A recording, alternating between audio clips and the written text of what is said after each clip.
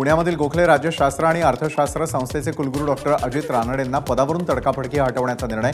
या पदावर काम करण्यासाठी आवश्यक असलेले निकष पूर्ण होत नाहीत, हे कळण्यासाठी यूजीसीला लागले 2 वर्ष। चांदीच्या दरामध्ये एकाच दिवसामध्ये 4,400 रुपयांची वाढ। चांदीचे दर 90,000वरती तर सोनं 73,900 रुपयांवर। लालबागच्या राजाचं दर्शन घेण्यासाठी आलेल्या एका महिलेला भोवळ। मुंबई पोलिसांनी तात्पुरता दाखवत लगेच महिलेला रुग्णालयात केलं आणि वीकेंड असताना भक्तांची संख्या आली। कोल्हापुरात गणेशोत्सव काळामध्ये ड्रग्सची विक्री करणारे गजाआड कुख्यात गुंड मनीष नागोरी, समीर शेखला अटक। दोघा गुंडांकडून 15.51 लाखांचा मुद्देमाल जप्त। बेंगळुरूमध्ये वाहतूक नियंत्रणासाठी आता AI चा वापर केला जाणार। डिसेंबरपर्यंत 165 चौकांमध्ये पूर्णपणे AI तंत्रज्ञानावरती आधारित यंत्रणा बसवली जाणार। नागपुरातील विविध गणेश मंडळांमध्ये उपमुख्यमंत्री देवेंद्र फडणवीसांनी घेतलं बाप्पांचं दर्शन। यावेळी एका मंडपात फडणवीसांकडून ढोलवादन।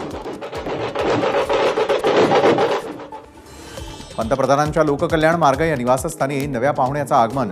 गायीनं दिला वासराला जन्म, वासराचं दीपक ज्योती नाव ठेवलं। पंतप्रधानांचं ट्विट।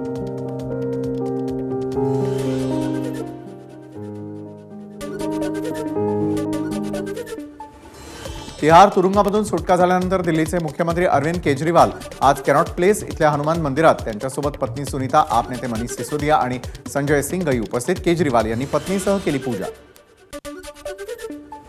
मध्य प्रदेशामधील ग्वालेर चंबळमध्ये आसन, क्वारी, सिंध आणि चंबळ नद्यांना उधाण। अनेक ठिकाणी पूल आणि पुलावरून पाणी वाहत असताना 100हून अधिक गावांचा मुख्यालयापासून तुटला संपर्क।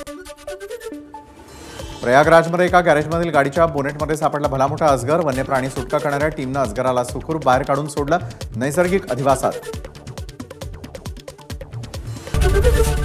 एबीपी माझा, उघडा डोळे बघा नीट।